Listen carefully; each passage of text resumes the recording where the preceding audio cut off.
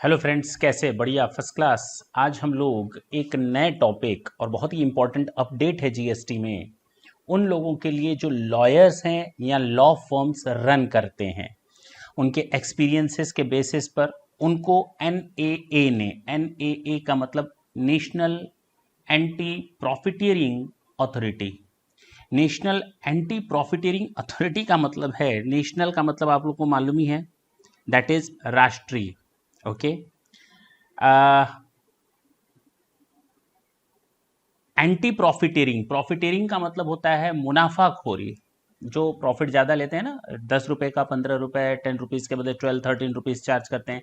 यहाँ जीएसटी की credit transfer नहीं करते, आप ये समझ सकते हैं, जो मुनाफाखोरी टैक्स के नाम पे करते हैं उनके अगेंस्ट में एंटी, तो राष्ट्रीय मुनाफाखोरी रोधी प्राधिकरण, तो नेशनल एंटी प्रॉफिटेरिंग अथॉरिटी ने अब एडवोकेट्स को इनवाइट किया है एप्लीकेशन फॉर्म भरने के लिए। 22 जुलाई को ये नोटिस आई है एम्पैनलमेंट के लिए कि अब ये लॉयर्स अपना एम्पैनलमेंट करवा सकते हैं एनएए के पास, और उसकी पूरी गाइडलाइन रिलीज की गई है। मैं अभी दिखा देता हूं आपको कहां से एक्सेस करना है।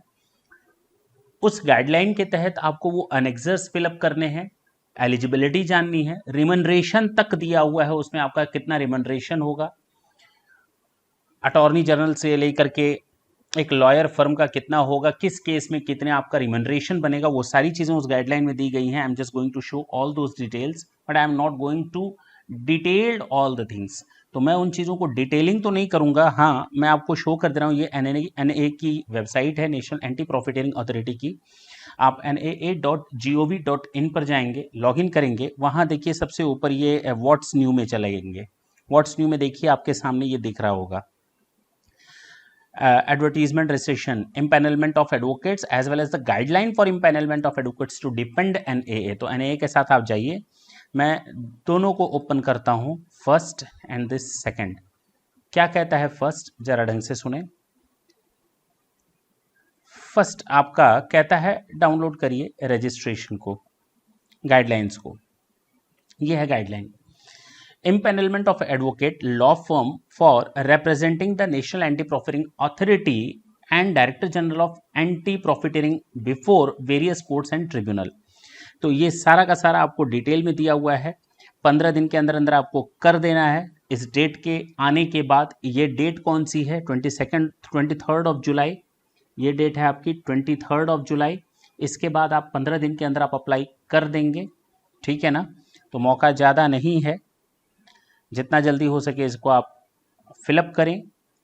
ये है आपकी गाइडलाइन, इसको मैंने डाउनलोड किया और ये पूरी कंप्लीट गाइडलाइन है, यहाँ से लेकर ऑफिस मेमोरेंडम से लेकर के क्या आपकी एडवोकेट का मतलब क्या है, ये सारी चीज़ें, what is the meaning of the advocate है, मीन्स जनरल चीज़ें क्या हैं, कितना एक्सपीरियंस होना चाहिए, टेन्योर और टर्म ऑफ एम्पैनलमेंट हर साल रिन्यू होगा, ये सारी चीज़ें हैं, renewed on annual basis. Clear? अगर उसका ठीक ठाक चला तो 3 साल के लिए एक बार होगा, ठीक है, वो सब आप लोग देख लेंगे। एलिजिबिलिटी फॉर इम्पैनलमेंट क्या है, पेमेंट कितनी देनी पड़ेगी आपको इम्पैनलमेंट के लिए, प्रोसीजर क्या है वो देखना है, एंड लास्ट में जो सबसे इंपॉर्टेंट है that is the fee.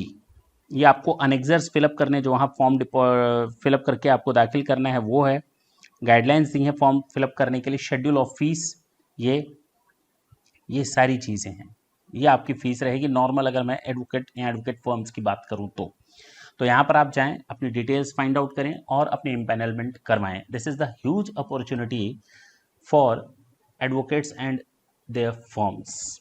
Next session में फिर किसी इंपॉर्टेंट अपडेट्स के साथ आपके सामने आएंगे, तब तक के लिए tata and bye bye, thank you, thanks a lot.